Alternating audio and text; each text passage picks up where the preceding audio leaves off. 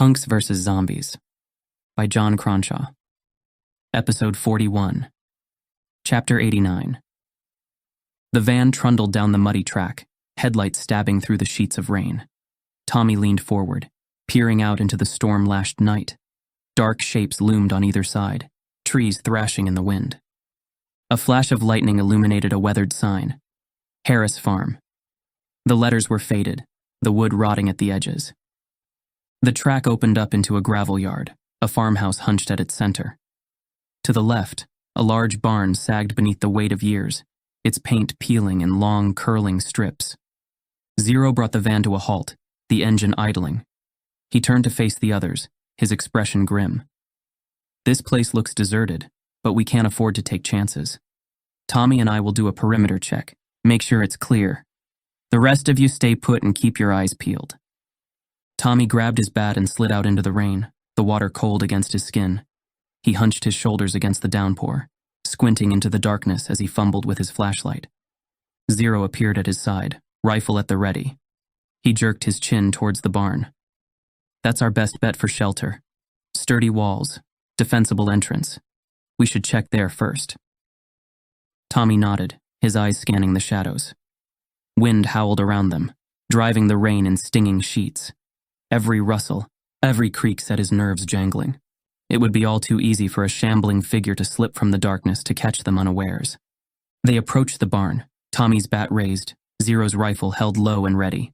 Tommy tried the door, the wood groaning on rusted hinges. It swung open to reveal a cavernous interior, the air thick with the scent of old hay and engine oil. Zero flicked on his flashlight, the beam cutting through the gloom. Hulking shapes resolved into farm equipment, a tractor, a thresher, coils of chain. The floor was packed dirt, scattered with straw. Looks clear. Big enough to park the van, too. They completed a circuit of the interior, checking the loft and the stalls. No sign of the dead, or anything living. Satisfied, they returned to the van. Tommy rapped on the passenger window, and Roxy cranked it down a crack. Barn's secure, and it's dry. We can hole up there for the night. Roxy nodded. What about the house? There could be supplies in there, maybe even beds. From the back, Jimbo snorted.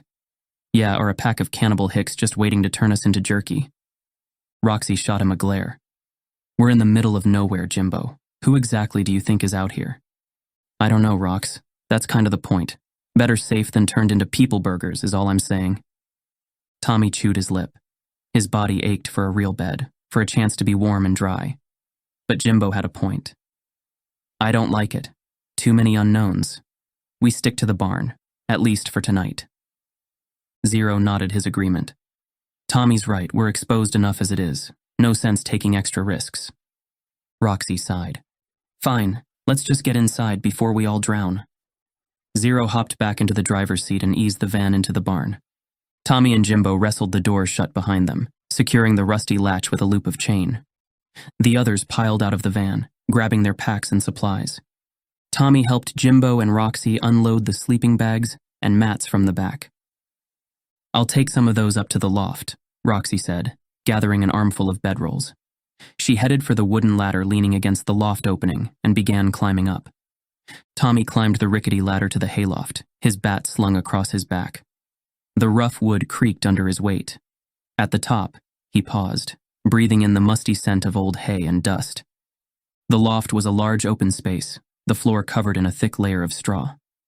Bales were stacked along the walls, forming makeshift barriers. The rafters hung with cobwebs. Tommy unslung his pack, setting it down in a corner. The others followed suit, arranging their belongings in a rough circle. Rain hammered on the roof, the barn shuddering under the onslaught. Tommy moved to one of the windows, peering out into the night. The glass was filthy, streaked with grime, but he could just make out the dark shapes of the trees, thrashing in the gale.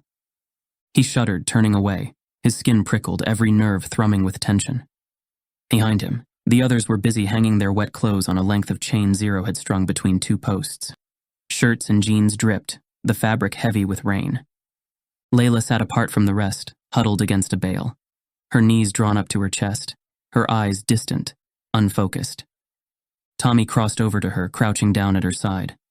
Hey, you okay? She blinked, seeming to come back to herself. Yeah, I'm fine.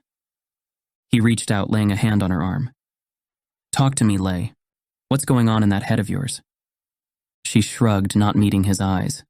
Nothing. I'm just tired. We're all tired, but this is more than that. You've been pulling away, isolating yourself. That's not like you. What's the point of any of this? We're just delaying the inevitable. Don't say that. We're going to make it through this. How? How are we going to make it? Every day is just a fight to stay alive, and for what? So we can do it all again tomorrow? He swallowed hard, his throat tight. I know it seems hopeless. Believe me, I feel it too. But we can't give up. We have to keep fighting. She held his gaze, searching his face. At last, she sighed, her shoulders slumping. I'm trying, Tommy. I really am. But it's hard. It's so hard.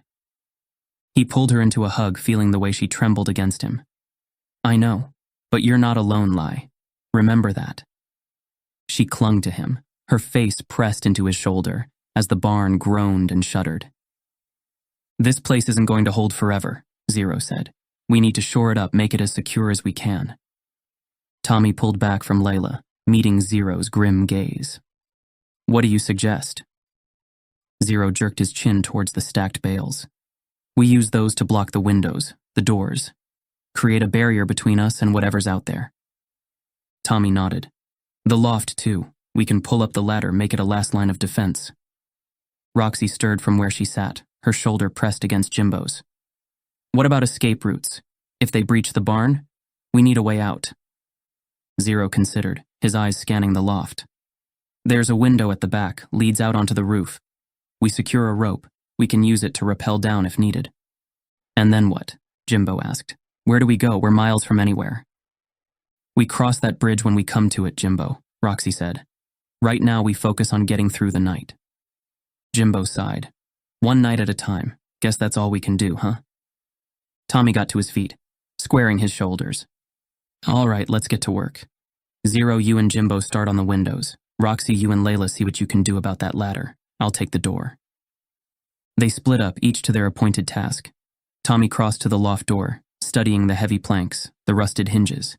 It was sturdy enough, but he didn't like the way it shuddered in the wind, the way the gaps around the edges whistled with each gust.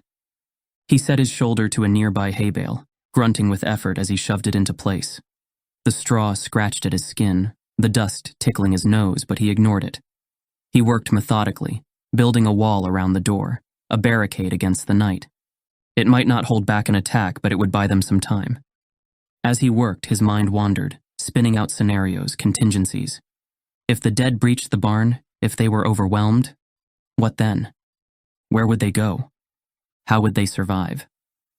There were no easy answers, no safe havens, no refuges from the nightmare that had engulfed the world. The others worked quickly, piling bales and debris in front of the windows, until only narrow slits remained to allow glimpses of the storm raging outside. As the final barricades went up, a sense of relief washed over the group.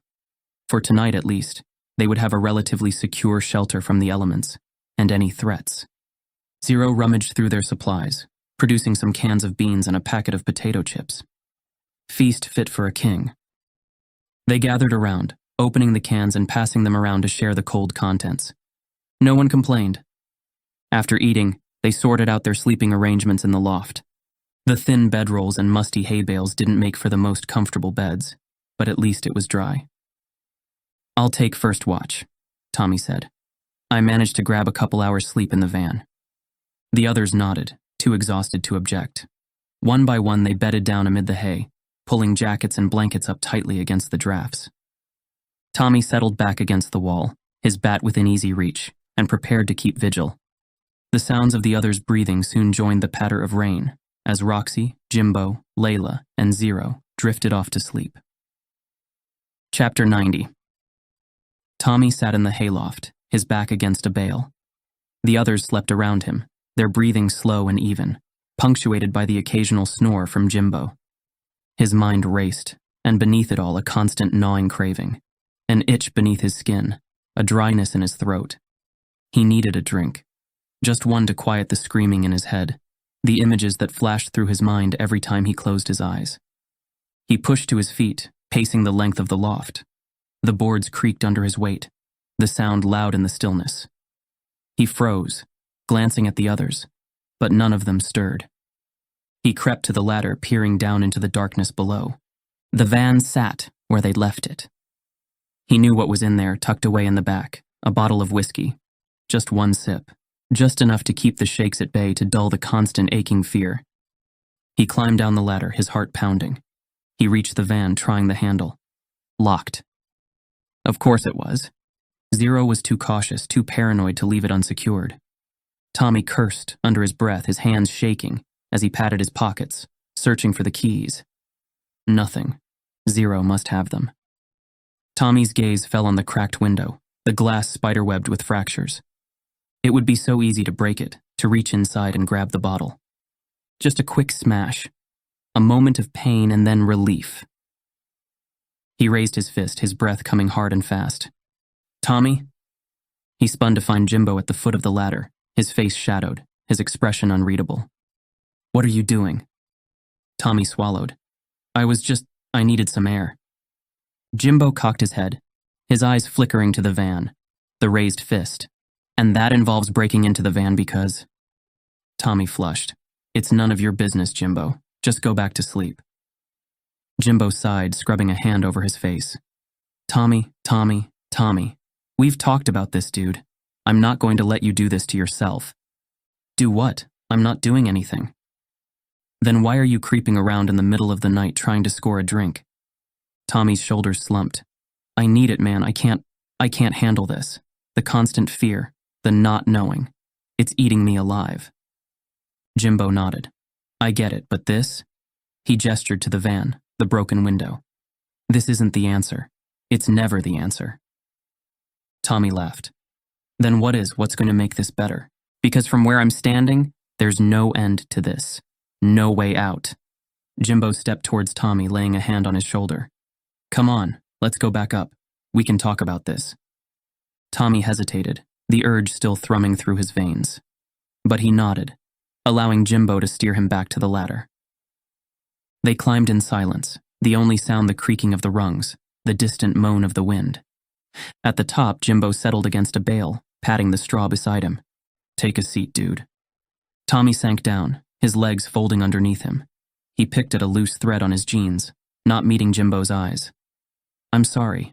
I don't know what's wrong with me. There's nothing wrong with you, T. You're hurting, we all are. This apocalypse, it's messing with everyone's head. I'd be more worried if it didn't bother you. Tommy shook his head. It's more than that. I can't stop thinking about Mickey, about the others. Dee, Spike, Nix, Kim, they're all gone, Jimbo, and for what? What was the point of it all? Jimbo sighed, leaning back against the bale. I don't know, dude. I wish I did. I wish I had some grand answer, some profound truth to lay on you. But the fact is, there is no point, no reason. It's just chaos. Random, meaningless chaos. That's bleak, man. Talk about taking the black pill. Jimbo chuckled. Yeah, well, welcome to the apocalypse, my friend. Bleak is the new normal. I miss them, Mickey especially. We went through so much together, learned to play, learned what punk was all about.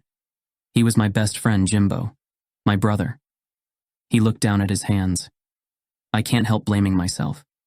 I keep going over it. I should have been there. I should have kept an eye on him. But instead, Jimbo nodded, his eyes distant. I know. And I know it hurts like hell. But Mickey's demons, his addiction, that wasn't on you. You tried, man. You tried so hard to help him. But in the end, it was his choice. His battle to fight. Tommy's throat tightened, tears pricking at the corners of his eyes. I should have done more. You were there. You were always there. But you can't save someone who doesn't want to be saved. Believe me, I know. Tommy looked at him, frowning. What do you mean? Jimbo sighed. I had my own issues back in the day. Speed, mostly. It got bad for a while. Real bad. I never knew that. Jimbo shrugged, a small smile playing at the corners of his mouth. Not exactly something I advertise, you know, But yeah, I was a mess. Thought I had it under control, thought I could handle it. But it was handling me. What changed? Zero, believe it or not. He was there for me in his own zero way. Never judged, never preached, just made sure I didn't fall too far down the rabbit hole. Tommy nodded. That's why he was so hard on Mickey, why he's always on my case about the drinking. He sees himself in UT, or at least who he used to be. He doesn't want you to make the same mistakes he did. Tommy was silent for a long moment, digesting that. Then he laughed. I used to think I had it all figured out, you know? Thought I knew what punk was, what it meant. Raging against the machine, sticking it to the man. All that cliched crap. Jimbo grinned. Hey, we were all young and stupid once. But now, with all this, Tommy gestured around them. None of that matters anymore. It all seems so petty, so meaningless. Jimbo nodded. That's because it is, dude. All that stuff, the politics, the posturing. It was always just noise, just a distraction from what really matters. And what's that? This. Us. The people we love. The bonds we forge. That's what punk is, dude. Not the clothes, or the music, or the attitude. It's the spirit. The fire inside. The thing that keeps us going even when the world's gone to hell. Tommy felt something loosen in his chest, a knot of tension unraveling. Jimbo was right. He'd been so focused on the trappings, on the surface-level crap, that he'd lost sight of what truly mattered. His friends, his family, the people who stood by him no matter what. That was what he was fighting for, what he'd always been fighting for. He leaned back against the bale, his eyes growing heavy. The craving was still there, a dull ache in the back of his mind. But it seemed more distant now, less urgent. He glanced at Jimbo, a small smile playing at the corners of his mouth. Thanks, man, for everything, for being here. Anytime, dude, that's what family's for. Tommy hesitated, a question forming on his lips. He wanted to ask about Roxy, about the new closeness between her and Jimbo. But something held him back. It wasn't his business, wasn't his place to pry. And besides, he was tired. So damn tired. The events of the day were catching up to him, leaving only the heavy drag of exhaustion. He yawned. Think I'm going to hit the hay. You good to keep watch? I got this, dude. You get some shut-eye. I'll wake you if anything happens. Tommy nodded, his eyes already slipping closed. Chapter 91. Tommy stood at the window of the hayloft, watching as the first rays of dawn crept over the horizon. The air was still, almost serene. For a brief moment, he could almost forget the reality of their situation and lose himself in the gentle play of light and shadow across the field stretching out before him. A rustle of movement behind him broke the spell. Tommy turned to see the others starting to stir, emerging from their sleeping bags and blankets. Roxy sat up, running a hand through her tangled hair and wincing as her fingers caught on knots. Jimbo stretched with a series of pops from his joints. Zero was already on his feet, rifle slung over his shoulder as he surveyed the barn. Layla remained seated on her bedroll, her eyes fixed on some unseen point in the middle distance. Tommy cleared his throat, drawing their attention. So, what's our play? Zero shifted, his hand falling to the stock of his rifle. Indianapolis. We need supplies. Tommy frowned. I don't know, man. We've seen what happens when we go into the big metros. Too many variables, too many ways for things to go sideways. Roxy pushed herself to her feet.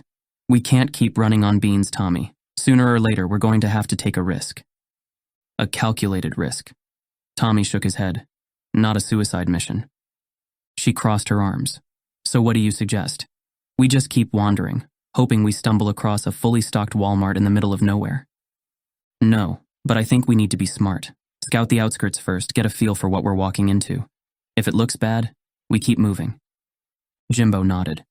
Dude's got a point, Rox. We go in guns blazing. We're liable to bring every zombie and creep in the city down on our heads. Zero grunted, his fingers tapping against his thigh. Fine, we do it your way. But we need to move fast. I'm out of ammo, and I don't fancy taking on a herd with just my winning personality. What about a melee weapon? Something that won't run out of ammo? Zero shot him a look, eyebrow arched. You might be happy wading into the thick of it with just a baseball bat, but I'm not. Tommy shrugged. Better than ending up zombie chow because you ran out of bullets. Roxy stepped forward. Nobody's ending up as zombie chow. We stick to the plan, play it smart, and we'll be fine. She turned to the others, her expression softening. But first, we need to eat. Can't save the world on an empty stomach, right? Jimbo grinned. Now you're talking, Rox. But no more beans. Zero shook his head. All right, we break out the gourmet rations, then we head out. But let's make it quick. As the others began to rummage through their packs, pulling out cans and packets of food, Zero turned to Tommy. Before we go, we should check the farmhouse. See if there's anything we can use. Tommy hesitated, glancing out the window. I don't know, man, it looked pretty abandoned last night. Zero snorted. In that storm, a pack of cannibals could have been having a barbecue on the front porch and we wouldn't have seen them. Better safe than sorry. Tommy sighed. All right, but we're careful. No unnecessary risks. Careful's my middle name, Tommy boy. Tommy turned to the others. Anyone else coming to check out that farmhouse? Jimbo and Roxy exchanged a look. Layla shrugged. We'll get the van ready to go, Jimbo said, in case we need to make a quick exit. Tommy nodded. Sounds good, man. He hefted his bat and nodded at Zero. You ready? Always. Tommy stepped out into the morning light, the air fresh and crisp after the storm. Zero took a deep breath. Glad that rain stopped, nothing worse than wet socks. I hear that. They approached the farmhouse, taking care to stay quiet. The structure loomed before them, its paint peeling, its windows dark. They circled the perimeter, checking for any signs of danger. But the place seemed deserted, still and silent in the early morning light. Tommy peered through the windows, trying to get a sense of what lay inside. But the rooms were shadowed. No signs of movement, no hint of life. Zero found the back door unlocked and eased it open, wincing as the hinges creaked. They stepped into a kitchen, the floor littered with pots and pans, the counter strewn with shattered plates. Zero held up a hand, his head cocked. Tommy froze, straining his ears. Had he heard something? A footstep, a breath? But there was only silence. They moved further into the kitchen, checking the cupboards as they went. They found a few things they could use. Tins of soup, crackers, even a box of Pop-Tarts. Zero grinned as he stuffed a package of Twinkies into his pack. Woody Harrelson would be proud. Tommy frowned. What? Zombieland. Tommy nodded. Oh yeah. A strange buzz filled the air, low and insistent. Tommy looked around, trying to pinpoint the source. You hear that? Zero nodded, his brow furrowed. Probably the electricity acting up. Best not to touch any outlets. Tommy moved into the living room and froze. 3 bodies lay on the floor, their flesh torn, their bones showing through the ragged wounds. A man, a woman, a child. A family, no doubt, left to the mercies of the undead. Flies buzzed around the corpses, their wings glinting in the half-light. Tommy retched, his stomach heaving.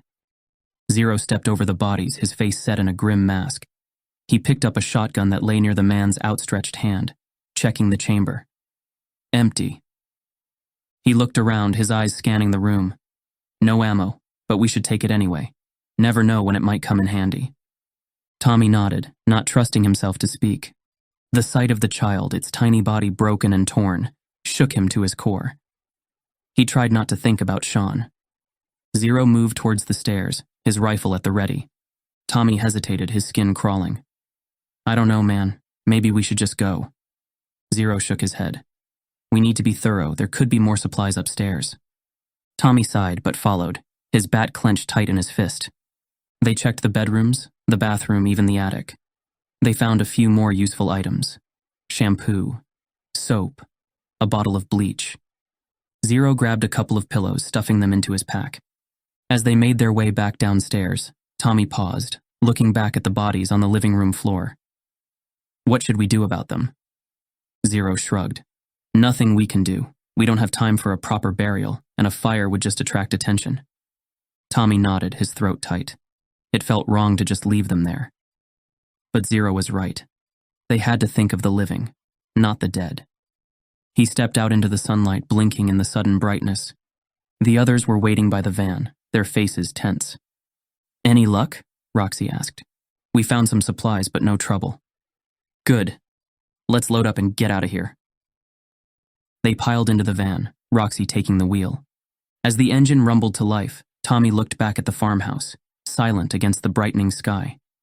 He thought of the family inside, their lives cut short, their bodies left to rot. It was a harsh reminder of the world they lived in now, a world where the dead walked and the living fought for survival. To be continued. Thanks for listening. Please subscribe so you don't miss out on future episodes. To find out more about John Cronshaw and his work, visit johncronshaw.com. Punks vs. Zombies is copyright John Cronshaw and Wyvern Books Limited. All rights reserved. This is a work of fiction. People, businesses, and